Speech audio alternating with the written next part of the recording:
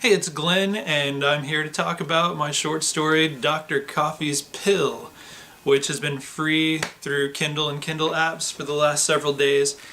It's still free today. This is the last day, September 26th of 2016. So if you're watching this video after that, it's no longer free, but it's only a whopping 99 cents if you want to go check it out. And it's a very short story, but it's one of my favorites. I love this story, and I'll get right into I'll just get right into where the story came from, which this is one of those stories that I really can't take all the credit for. Like, I guess as far as the plot, yes, but the premise, I was in this college English course, and I'm one of these weird people who I took English as electives, and I took every English class there was at this college. So I was shocked when just recently I was going to get back into school and they were like, well, you still need an elective. And I'm like, what, really? I still need an elective? Well, those English classes counted to different things apparently. But I had this professor who I loved, Dr. Mary Northcutt, and my acknowledgement to her somehow got left out of the most recent edition of this story. I'm going to do a new edition and put it back in because it wasn't intentionally dropped. So this is my acknowledgement right now, because she put me in this direction with the idea of artists in a support group. From there, I ran with it. So, because, from there, a story popped in my head, just like they do when someone triggers me thinking in any direction. I get stories. So, these are people we had been studying that are in this, 4 of them. We have Frédéric Chopin, Vincent van Gogh, Frida Kahlo, and Jean-Michel Basquiat. And I just, a support group for dead artists. This is fantastic fun. And so, I wrote this as an essay, or I turned it in as an essay, but in fiction form. And I got an A. She wrote brilliant on the paper, so thank you, Dr. Northcutt, for the concept. Thank you for the A. But like I said, the plot was all me, just wherever the story went. But the springboard was from that class, from Dr. Northcutt, suggesting some of these artists in a support group. Too much fun. And this is something I love too, like the cover art of this story is very just clever to me. Like, all of the people, it's like they are their art on this cover, which kind of goes along with the magical realism of the story itself. Like, you see, like Chopin, his body is made out of like musical notes, and whoa, like his feet are piano keys, and Van Gogh is coming kind of like out of one of his own paintings, and so is Frida Kahlo, and Jean-Michel Basquiat has all these words crossed out on his shirt, which is something from his style. So they all look like their art. And so the story, like these people are in a support group, and so I did research like to write their dialogue. A lot of them say things that are either direct quotes or variations of actual quotes from things these people said in their real lives, but within the setting of a support group and talking to and about each other. And so that was the thing that made me the most nervous, is trying to make it like, it's very fantastical, but I wanted to be true to the historical people who are characters in the story. So that was fun to do. I feel like I pulled it off. It's almost kind of like I cheated by using actual quotes, but I used them creatively where they're relevant to this fictional setting. And Dr. Coffee. Dr. Coffee. I had a bad experience with a psychiatrist when I was a kid. I don't know how far I want to get into that, but long story short, he just sat there and drank coffee the whole time. And, you know, he was kind of useless, in my opinion. He just sat there drinking coffee, so here's and I didn't want to talk to him in the first place. It was my mother who wanted me to talk to him, and I didn't have anything to say. And he was happy to take her money and sit there and drink coffee while I didn't say anything relevant. And there's more to that story, but I don't want to get into it. Bad experience anyway, so I put this guy, I feel like, even in this, and he's actually a character that I had come up with for a novel I have yet to write, that's sort of a magical realism sort of tale. But he fit in this story, so I went ahead and used that character of Dr. Coffee, the psychiatrist with his own agenda, kind of. So the whole point of this story, though, because I'm rambling, is how important is an artist's pain to their art? Like, that's why, you know, these characters all talk about their pain, like their struggles. And the psychiatrist, spoilers if you haven't read it, spoilers ahead, so you've been warned.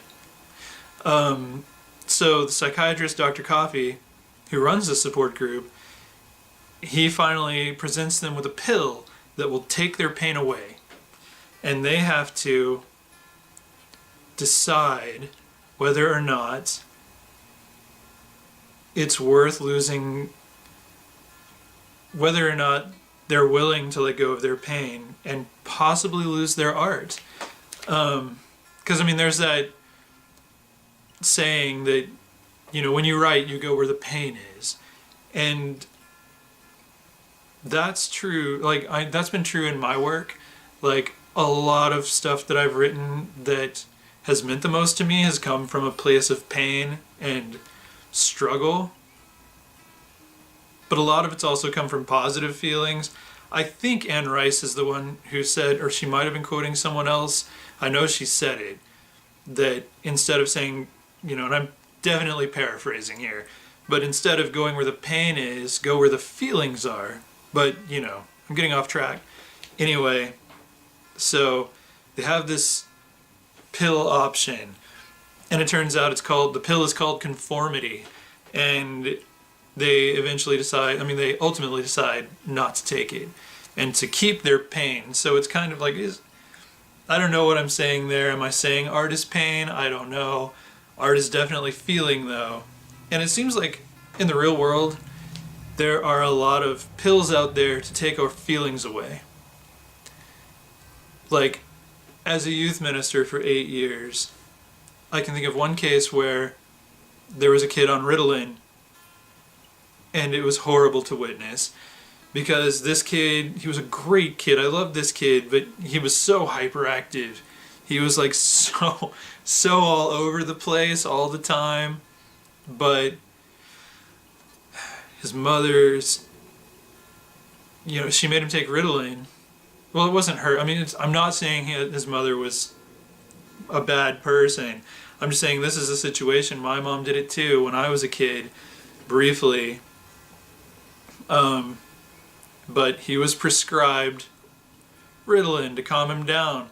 So when he came in on Ritalin, I was like, it's like, you know, Winnie the Pooh when they made Tigger stop bouncing. Like, who's this guy? This is depressing. He was like a zombie. It was just, I hated to see it. And I do not believe in that kind of thing. I think it is kind of trying to make everyone conform, trying to make everybody, like, we don't all come out of the same cookie cutter, so we don't all fit in the same cookie cutter. So it feels like society wants us to. They want us to all fit in the same cookie cutter. Like, if you're a square peg, you will go in that round hole, even if we have to cut off your corners to get you in there. But, I mean, I hate that. So that's what this story is about, really. It's like, why do people have to conform to the expectations of society when they aren't hurting anyone just because they're different? And I mean, these differences can lead to brilliant discoveries and brilliant works of art if they're allowed to flourish. But, you know, we put a damper on it. We feed them a pill and they become zombies and act like they're supposed to. They fit in the right cookie cutter shape. Like, we lose these brilliant things. And, you know I'm rambling, but whatever. You should be used to it by now. I feel like for example, education. We don't have enough teachers. And so the easy fix is give kids who don't learn the same as the teacher teaches a pill so that maybe they will. Like, you go from a kid with ADD who's like able to multitask like crazy and concentrate on all kinds of different things but not super focus on any one thing, give him a pill, and then he can focus on one thing but he absolutely can't pay attention to anything else. I mean, that's kind of the trade-off, and it's horrible. I mean, I remember when I got to the point where I just pretended to take the medicine, and then I just got to where I willpowered my way through it, where I learned to force myself to concentrate on something, but it wasn't because of medication. It was because I didn't want to take the medicine. So, you know, I cheated. I still have ADD. Confession. I have such a hard time concentrating, but I mean, even on my writing, even on stuff that I want to concentrate on, I have a really hard time with it, but I've learned to sort of force myself to do it when I know it needs to be done, but I can still step out and multitask.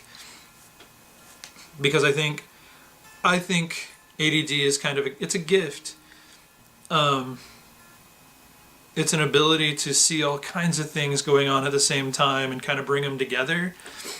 But, geez, I'm rambling. So we're talking about this story, not ADD, but then again, I guess it's the same thing. But anyway, the whole point is it's kind of about conformity, and if society actually did force everyone to conform, we would lose so much.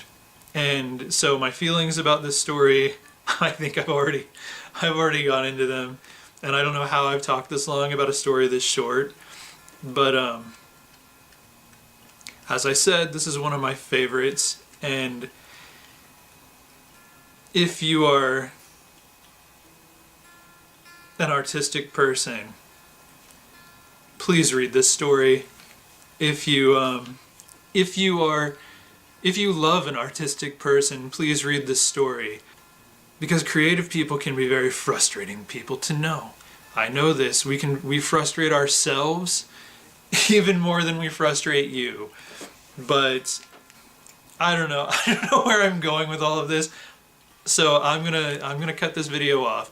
I don't know what else there is to say about this story, but if you have questions, go ahead and send them my way. One day I'll answer them. Meanwhile, this story is available as a Kindle ebook. It's also exclusively in print through my website, glennslade-clark-jr.com. Very tiny paper book just for completists who want something on the bookshelf. So if you haven't read it, I hope you'll check it out. I hope you'll get something out of it. Share it with someone who needs to read it. And I'm done. So I'll talk to y'all later.